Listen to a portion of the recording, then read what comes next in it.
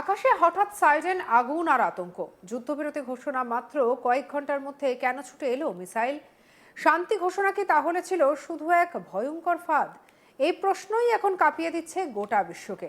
মঙ্গলবার সন্ধ্যায় যখন ডোনাল্ড ট্রাম্প 2 সপ্তাহের যুদ্ধবিরতির ঘোষণা দেন, তখন অনেকেই ভেবেছিলেন অবশেষে হয়তো রক্তপাত থামবে। কিন্তু বাস্তব যেন উল্টো গল্প লিখলো। কয়েক ঘন্টা যেতে না যেতেই সৌদি আরব, বাহরিন, কুয়েত, কাতার, সংযুক্ত আরব আমিরাত একযোগে সাইরেন বাজাতে শুরু করলো।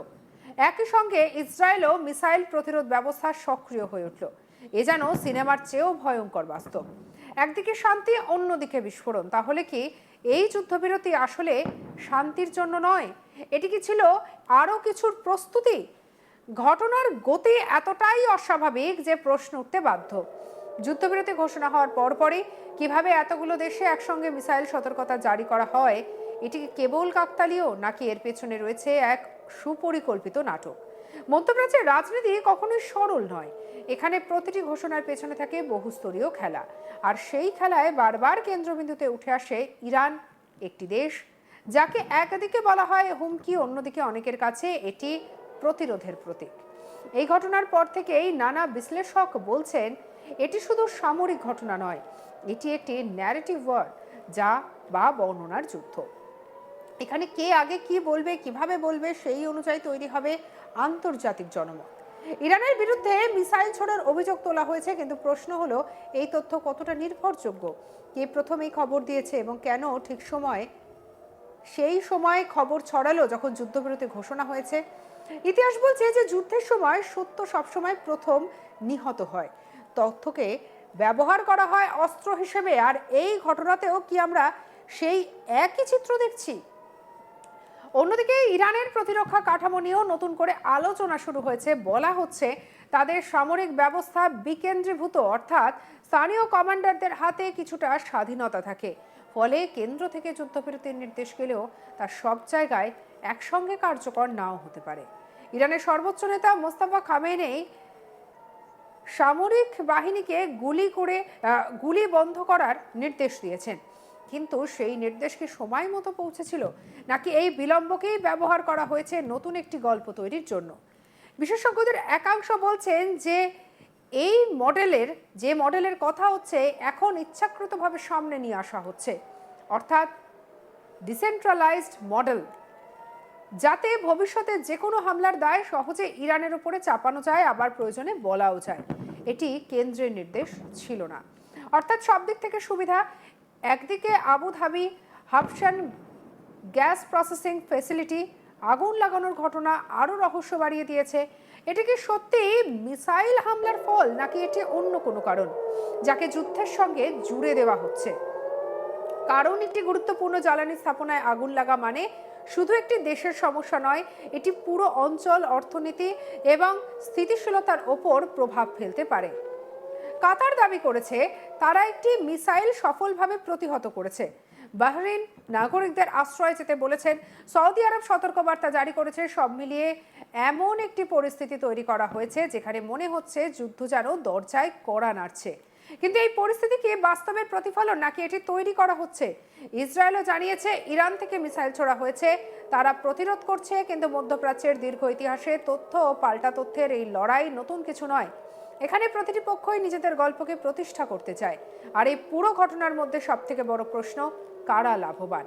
যদি যুদ্ধবিরতির মধ্যেই উত্তেজনা বাড়ে, তাহলে আন্তর্জাতিক মহলে একটি নির্দিষ্ট দেশকে আক্রমণাত্মক হিসেবে তুলে ধরা সহজ হয়।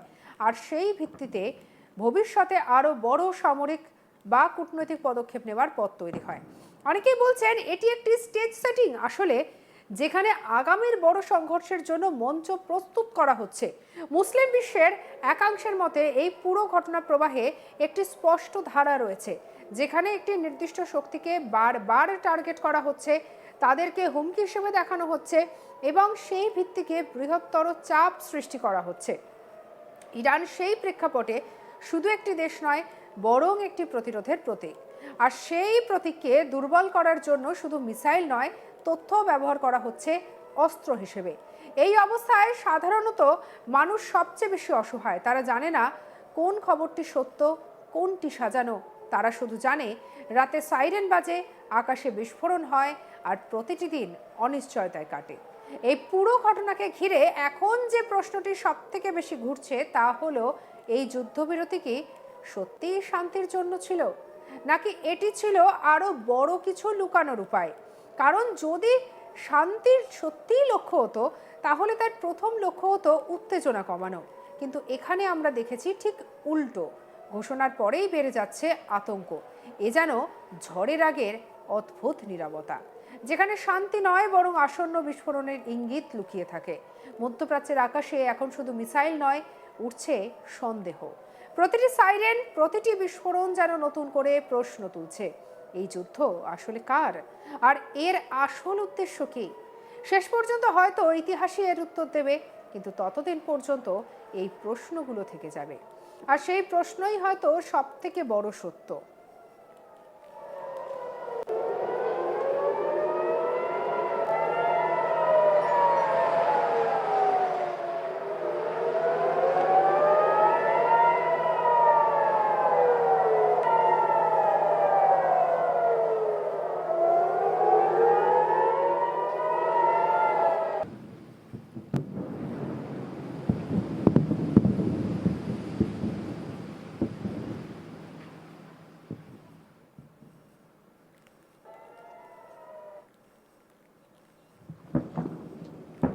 মঙ্গলবার সন্ধ্যায় যখন ডোনাল্ড ট্রাম্প 2 সপ্তাহের যুদ্ধবিরতি ঘোষণা করে, তখন অনেকেই ভেবেছিলেন অবশেষে হয়তো রক্তপাত থামবে।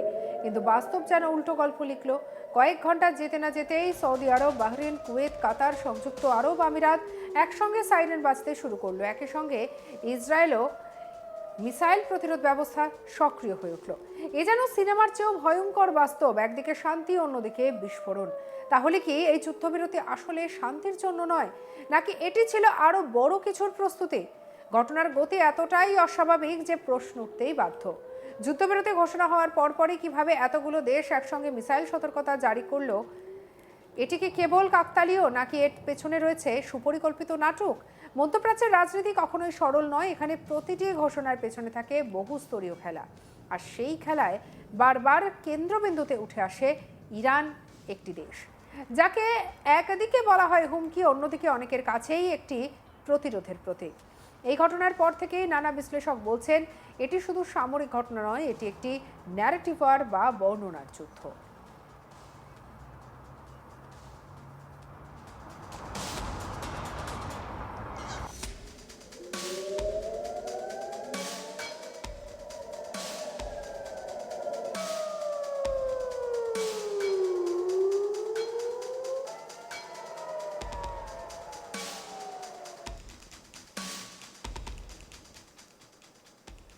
সঙ্গে রাখুন আজ তাক বাংলাকে। আপনার মতামত আপনি জানাতে পারেন কমেন্ট সেকশনে, সাবস্ক্রাইব করতে ভুলবেন না।